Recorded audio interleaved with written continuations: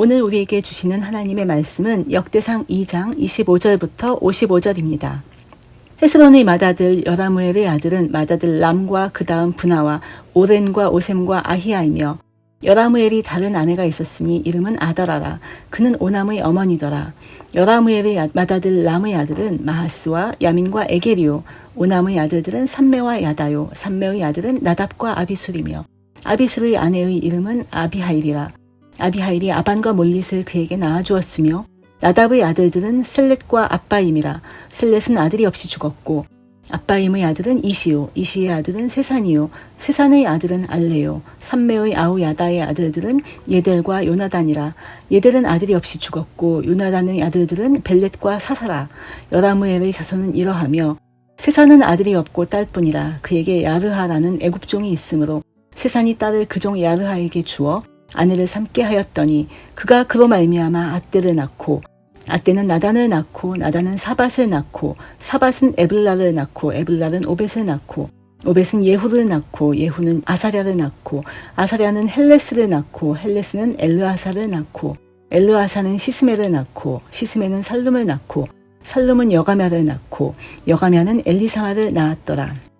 여라무엘의 아우 갈렙의 아들 곧 맏아들은 메사이니 십의 아버지요. 그 아들은 마레사니 헤브론의 아버지이며 헤브론의 아들들은 고라와 답부아와 레겜과 세마라. 세마는 라함을 낳았으니 라함은 요르그암의 아버지이며 레겜은 삼메를 낳았고 삼메의 아들은 마온이라. 마온은 벳술의 아버지이며 갈렙의 소실 에바는 하란과 모사와 가세스를 낳고 하란은 가세스를 낳았으며 야데의 아들은 레겜과 요단과 게산과 벨렛과 에바와 사압이며 갈렙의 소실 마아가는 세벨과 디르하나를 낳았고 또 만만나의 아버지 사압을 낳았고 또 막베나와 기브아의 아버지 스와를 낳았으며 갈렙의 딸은 악사더라. 갈렙의 자손 곧 에브라다의 맏아들 훌의 아들은 이러하니 기럇 여아림의 아버지 소발과 베들레헴의 아버지 살마와 벳가델의 아버지 하렙이라. 기럇 여아림의 아버지 소발의 자손은 하로에와 무누호 사람의 절반이니 기럇 여아림 족속들은 이델 종족과 붓 종족과 수맛 종족과 미스라 종족이라. 이로 말미암아 소라와 에스다올 두 종족이 나왔으며 살마의 자손들은 베들레헴과 느도바 종족과 아다롯 벤 요압과 마나핫 종족의 절반과 소라 종족과 야베스에 살던 서기관 종족 곧 디럇 종족과 시므앗 종족과 수갓 종족이니 이는 다 레갑 가문의 조상 함마색에서 나온 겐 종족이더라. 아멘. 역대기는 성경의 수면제라고 불리는데요. 1장에서 9장까지가 족보입니다. 정말 많은 이름이 나오는데요. 성경 전체에 걸쳐 유의미한 이름도 있지만 역대기에 단 한 번 나오는 이름들도 있습니다. 여라무엘 자손들이 그런데요. 그들 대부분은 오늘 본문에만 나옵니다. 성경에서 언급되는 것도 한 번이지만 족보가 기록되는 순서도 집안에서 네 번째입니다. 집안의 막내여서가 아닙니다. 25절입니다. 헤스론의 맏아들 여라무엘의 아들은 여라무엘은 헤스론의 맏아들입니다. 장자이지만 장자권을 가지지 못한 맏아들이었습니다. 장자권은 둘째인 람이 가졌습니다. 그를 통해 다윗의 계보가 이어졌습니다. 장자권은 못 가질 수 있지요. 장자권은 하나님의 주권에 달려있기 때문입니다. 야곱은 차남이었는데 어머니의 태 속에서 장자권을 받았습니다. 창세기 25장 23절입니다. 여호와께서 그에게 이르시되 두 국민이 내 태중에 있구나. 큰 자가 어린 자를 섬기리라. 다윗은 8째였습니다. 그에게는 7명의 형들이 있었는데요. 형들의 용모와 키는 사무엘이 봐도 멋졌습니다. 하나님이 왕으로 기름 부으실 사람 같았습니다. 하지만 아니었지요. 하나님이 이새의 집안에서 왕으로 세우시고 장자권을 준 사람은 다윗이었습니다. 장자권은 하나님께 달렸기에 여라무엘이 장자권을 가지지 못한 것은 그의 문제가 아닐 수 있습니다.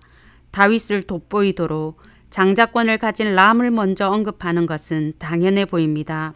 하지만 람 다음에 언급된 사람은 셋째인 글룹의 즉 갈렙입니다. 여라무엘은 갈렙보다도 뒤에 언급됩니다. 이유가 있습니다. 역대기가 언약 백성으로서 이스라엘의 정체성을 위한 것이고 다윗의 계보와 성전 중심이기 때문입니다. 19절의 갈렙의 후손 훌은 출애굽기에 나오는데요. 아말렉 전투에서 모세가 기도할 때 아론과 함께 모세의 손을 붙들었던 인물입니다. 훌은 모세를 도와 언약 백성이 승리하는 데 공헌했습니다. 훌의 아들 브살렐은 또 어떻습니까? 출애굽기 38장 22절입니다. 브살렐은 여호와께서 모세에게 명령하신 모든 것을 만들었고 모세를 도와 성막을 만들었습니다. 브살렐은 성전의 전신인 성막을 만든 주역이었습니다. 동생의 후손들이 하나님의 구속사와 성전에 공헌한 사람들이어서 여라무엘 자손이 뒤에 언급된 거라면 그래도 괜찮은 것 같습니다. 요나단을 생각해 보십시오. 그는 왕의 아들이면서도 다윗이 왕이 되는 것에, 다윗이 자신보다 앞서는 것에 어떤 불만도 품지 않았습니다. 다윗이 좌절할 때 요나단은 오히려 그가 하나님을 더욱 힘있게 의지하도록 격려했습니다. 사실 성경에 기록되는 것만으로도 영광이지요. 하지만 여라무엘 자손은 그렇게만 생각하기에는 그들에 대한 기록이 심상치 않습니다. 첫째, 그의 자손 중에 대가 끊어진 자손이 생겼습니다. 역대기 1장에서 족보가 시작된 이래 어디에도 없는 말이 나옵니다. 30절, 32절입니다. 아들이 없이 죽었고 셀렉과 예델은 아들을 낳지 못하고 죽었습니다. 대가 끊어졌습니다. 이스라엘에서 대가 끊어졌다는 것은 심각한 일입니다. 그의 종족 중에서 이름이 삭제되는 것입니다. 비극이고 슬픔인데요. 이스라엘에는 이 비극을 막을 두 가지 제도가 있었습니다. 하나는 고엘 제도입니다. 가까운 친족이 기업을 무르는 제도인데요. 대표적인 사람이 보아스입니다.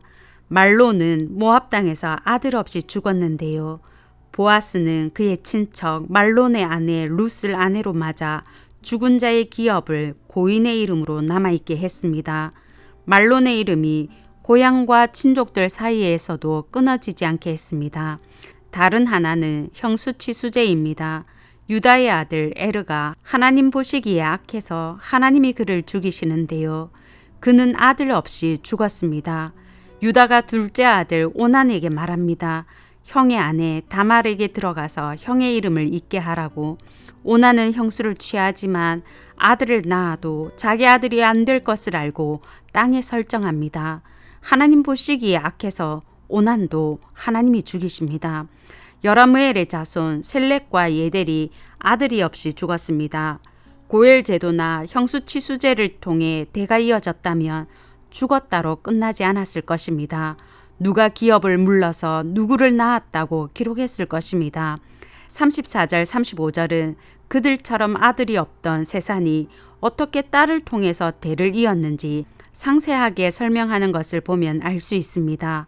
슬렉과 예델은 딸이 있었는지는 모릅니다. 하지만 형제는 있었습니다. 그들의 형제는 누구도 형수치수제를 지키지 않았습니다. 여라무엘은 다른 후손들이 많았지요. 하지만 가까운 친족 중 누구도 고엘 제도를 지키지 않았습니다. 두 사람이 아들이 없이 죽은 것보다 심각한 것은 대가 끊어진 것입니다. 형제의 이름이 끊어지는데 책임지는 형제가 없고 친척이 없다는 것입니다. 믿음의 가문인데 여라무엘 많은 후손 중에는 형수치수제와 고엘 제도의 말씀을 지키는 신실한 후손이 없었습니다. 형제 간에 친척 간에 책임을 다하는 자비한 후손이 없었습니다. 성도 여러분, 자녀가 있고 후손이 있는 것은 복입니다. 하지만 어떤 후손이 있느냐가 중요합니다. 말씀을 지키는데 관심 없는 후손이어서는 안 되겠습니다. 형제 자매가 힘들어도 나만 잘 살면 되는 후손이어서도 안 되겠습니다. 믿음의 후손이어야 합니다. 사랑의 후손이어야 합니다. 부모님의 눈물의 기도는 땅에 떨어지지 않는다고 하지요. 성인이 된 자녀를 말로 바꿀 순 없지만 기도로 바꿀 수는 있습니다. 후손들의 신실한 믿음과 형제 사랑, 이웃 사랑하는 삶을 위해 기도하시는 성도님들 되시길 바랍니다. 기도의 무릎으로 보석 같은 신앙을 잘 바통 터치해 주시는 신실한 조부모님과 부모님들 되시길 바랍니다. 하나님이 일하실 것입니다. 둘째, 여라무엘 자손 중에 인간적인 방법으로 대를 잇는 사람이 생겼습니다. 세산입니다. 세산의 계보는 해석하는 데 어려움이 있는데요. 31절에서는 세산의 아들은 알레요라고 말하는데 34절은 세산은 아들이 없고 딸뿐이라 라고 말합니다. 그래서 이집트의 종과 결혼을 시켜서 대를 이었다고 합니다. 어떻게 된 걸까요? 딸을 종과 결혼시켜서 대를 잇는 것은 당시 상황과 잘 맞습니다. 하나님이 자식을 주지 않았을 때 아브람도 그의 종 다메섹 사람 엘리에셀을 양자로 삼으려고 했었습니다. 여라무엘은 이집트와 가까운 유다 남쪽에 살았지요. 대가 끊어질 위기에서 세산이 이집트 종에게 딸을 결혼시켜서 대를 이은 것은 가능한 일입니다. 그들이 낳은 아이의 이름은 아떼입니다. 그래서 세산의 아들은 알레요라고 할 때 알레는 딸의 이름이라고 합니다. 알레의 뜻이 뭐뭐라면 정말 좋을 텐데 라는 의미이기 때문입니다. 아들이라면 정말 좋을 텐데 라는 의미로 본 것입니다. 세산이 딸을 통해 대를 이은 것은 성경적입니다. 민수기 27장에 보면 슬로보앗의 딸들도 아들 없이 죽은 아버지의 기업을 이었습니다. 하지만 딸을 이집트 종과 결혼시킨 것에 대해서는 부정적입니다. 딸을 통해 기업을 이을 때는 자기 조상의 지파의 사람들과 결혼해야 합니다. 이유가 있습니다. 민수기 36장 8절 세번역입니다. 그래야만 이스라엘 자손이 지파마다 조상으로부터 물려받은 유산을 간직할 수 있을 것이요. 이집트 사람의 자손은 바로 여호와의 총회에 들어갈 수도 없습니다. 신명기 23장 7절 8절입니다. 애굽 사람을 미워하지 말라. 내가 그의 땅에서 객이 되었음이니라. 그들의 3대 후 자손은 여호와의 총회에 들어올 수 있느니라. 3대 후에나 여호와의 총회에 들어올 수 있었습니다. 그런데 왜 세산은 딸을 이집트의 종과 결혼시킨 것일까요? 딸이 자유인과 결혼하면 가문의 기업은 유지되지만 자신의 자손으로 간주할 수 없기 때문입니다. 그래서 종과 결혼시킨 것입니다. 가문의 기업도 유지하고 가문의 대도 끊어지지 않게 하려고 이방인 종과 결혼시켰습니다. 목적은 좋았습니다. 가문의 대가 끊어지지 않는 것 중요합니다. 좋은 목적입니다. 방법이 좋지 못했습니다. 성경을 반만 지켰습니다. 딸을 통해 가문을 이었지만 같은 지파 자유인이 아닌 이집트 종과 결혼시켰습니다. 가문의 대를 잇기 위해 말씀을 어기는 것보다 말씀을 지키기 위해 가문의 기업만 잇고 가문의 대를 잇지 못하면 하나님이 싫어하실까요? 잘했다 하시겠지요. 세상은 기업도 있고 가문의 대도 있고 싶었습니다. 어느 것 하나 포기하고 싶지 않았습니다. 그래서 믿음의 방법을 버리고 인간적인 방법을 택했습니다. 성도 여러분, 아무리 목적이 선해도 방법이 불이하면 불이합니다. 좋은 것은 좋은 것으로 해야 합니다. 믿음의 대를 잇는 것이 목적인데 방법은 인간적이고 세상적이면 안 되겠지요.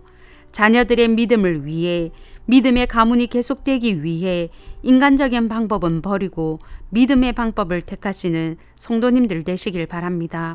믿음의 방법이 손해보는 것이라면 손해볼 줄 아는 성도, 인간적인 방법 말고는 방법이 없다면 때가 아닌 줄 알고 하나님이 기회 주실 때까지, 하나님이 응답하실 때까지 멈추시는 서문의 성도님들 되시길 바랍니다. 이제 들은 말씀과 교회를 위해 기도하겠습니다. 자녀들에게 신실한 믿음과 형제 사랑을 주시고 믿음의 가문이 대대손손 이어지게 하소서. 둘째, 유튜브 성경학교와 고등부 수련회를 통해 하나님과 성경과 교회를 사랑하도록 성령을 부어 주소서.